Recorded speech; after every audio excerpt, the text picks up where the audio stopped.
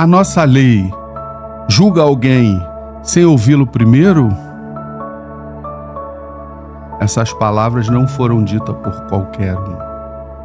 Essas palavras foram ditas por Nicodemos. Nicodemos, mestre da lei judaica. A Bíblia diz que eles estavam tramando contra Cristo no Sinédrio para tentar condená-lo, sem sequer ouvi-lo primeiro. Nicodemos, ele era mestre da lei, ele fazia parte do Sinédrio também, que era responsável por julgar as pautas religiosas e políticas. De fato curioso é que antes dessa fala de Nicodemos, ele teve um encontro com Cristo. A Bíblia diz que quando ele se encontra com Cristo, Jesus fala para Nicodemos: necessário vos é nascer de novo. Quando Cristo fala isso para Nicodemos, ali ele reconhece que mesmo ele sendo mestre da lei, ele não conhecia toda a verdade, porque ele vira para Cristo e pergunta como isso é possível. A humildade, ela abre esses caminhos para novos conhecimentos. Embora ele fosse mestre da lei, em termos espirituais, Nicodemos era menino, não sabia muita coisa. Eu acredito que quando ele teve esse encontro com Cristo, Nicodemo não foi mais a mesma pessoa, ele nasceu de novo, porque lá no Sinédrio, quando tem a trama contra Jesus, ele se insurge contra a injustiça, é onde ele faz a pergunta, é onde ele impõe o que é justo e não a regra. Ele vira e diz essa frase que eu falei no início do vídeo: é lícito julgar uma pessoa sem antes ouvi-la primeiro? É o devido processo legal, é o direito ao contraditório, é ampla defesa. Isso no direito moderno é consagrado, é imutável. São leis rígidas, duras, previstas na Constituição, faz parte do núcleo duro. São leis que te protegem, que são imutáveis. Não podem ser mudadas nem com emendas constitucionais. Bom, eu queria deixar um recado para você, juiz, que na audiência de instrução e julgamento cerceia a defesa, alegando que não existe espaço físico na sala de audiência. Para você que se insurge contra as pautas de Cristo, queria dizer para você: necessário é nascer de novo. Você tem que ter um encontro com Cristo e entender que você, embora seja mestre da lei, você não sabe de tudo. Foi isso que Nicodemo fez. E agora Nicodemos, que não queria se expor muito, porque era crítica àquela situação, ele suscita a lei da Torá, que aquilo não era possível, que Jesus Cristo merecia ser ouvido, ele tinha que ser ouvido. Bom, eu queria te fazer uma pergunta hoje. Você está pronto para defender as pautas de Cristo? Você tem coragem de chegar num sinédrio que conduz aquele julgamento e defender o que é justo? Porque foi isso que Nicodemo fez. Ele invoca a Torá e fala que aquilo não é possível. Mas na morte de Jesus Cristo, quem é que estava lá junto com José de Arimateia? No enterro. E agora ele já está se posicionando nas pautas de Jesus Cristo. Agora ele já está começando a se expor, né? Nicodemos, ele estava lá, junto com José de Arimateia. Então, o que eu quero dizer para você hoje: necessário vos é nascer de novo. Você tem que combater a injustiça. Você tem que estar a favor das pautas de Cristo. Você tem que respeitar o devido processo legal, o direito ao contraditório e a ampla defesa. Profeta Diego, vou te fazer uma pergunta aqui que eu sei que a resposta não é fácil, porque defender as pautas de Cristo é muito perigoso. Você está pronto para defender Jesus Cristo? Seja no tribunal, seja nas ruas, seja onde for? É uma pergunta muito interessante, muito forte.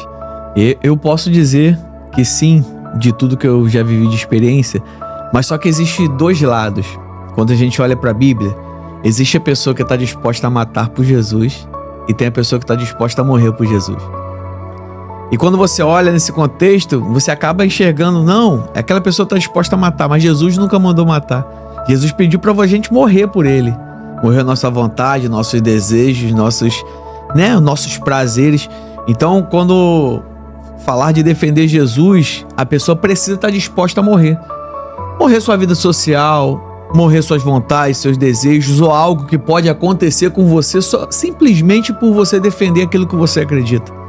Então eu vejo nessa história de Nicodemos que você citou aqui, duas coisas muito interessantes. A primeira, a coragem que ele teve para se posicionar diante de todo mundo, porque ele poderia sofrer ali algumas perseguições naquela época por estar se posicionando, querendo defender a Cristo, dizendo que ele deveria ter direito de defesa. Foi condenado, biblicamente a gente sabe por quê, foi condenado injustamente, né? Era para nós estarmos lá, e ele morreu em nosso lugar. Então ele precisou de coragem para se posicionar e fé para poder prosseguir. Porque você citou que ele seguiu, ele foi até o enterro. A vida dele não foi somente defender Cristo publicamente, ele continuou. Então a coragem dele, a fé, é uma inspiração que a gente pode trazer para a nossa vida. A gente precisa ter coragem para se posicionar nos dias de hoje, em que de repente um corte da internet pode fazer você, ser cancelado. Ou talvez você ser excluído de algumas rodas de amigo. Você tá pronto para ser cancelado ou excluído por algumas rodas? Você tem fé suficiente para poder defender a Deus mesmo no seu dia mal?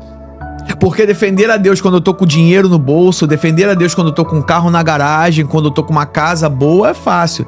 Mas defender a Cristo quando você tá passando por um momento de dor, de sofrimento, aí que é difícil. Eu passei por um momento de muita dor e sofrimento há 1 ano atrás, aproximadamente, E eu perdi a minha filha com 7 dias de vida.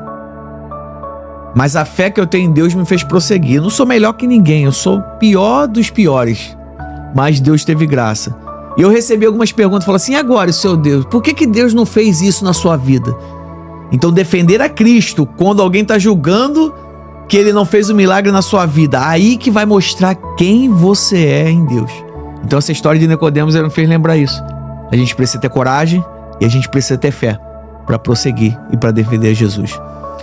Cara, achei muito interessante a sua fala inicial, quando você fala de morrer pelo Evangelho, morrer por Jesus Cristo.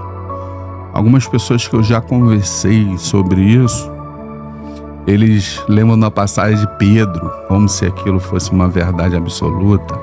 Que ele diz que, eu tenho uma espada, eu tenho 2 espadas ali, é o suficiente. E Jesus Cristo vira para ele e fala assim, sim, é o suficiente. Claro que, ironicamente, você consegue vencer um exército com uma espada? Não. Vai invadir o batalhão ali com uma espada, você não vai ganhar.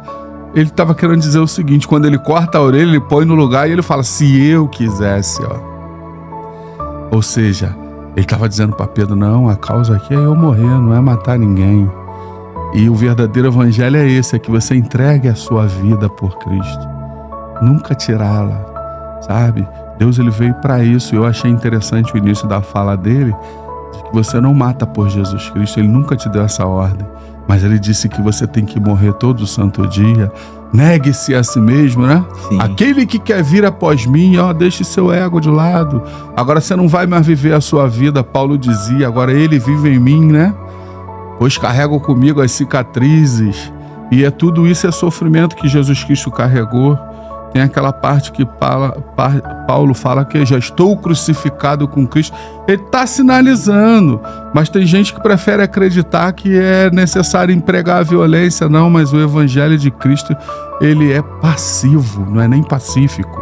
Porque o pacífico, ele luta, Às vezes em prol da paz, não, mas o passivo, a luta dele é espiritual.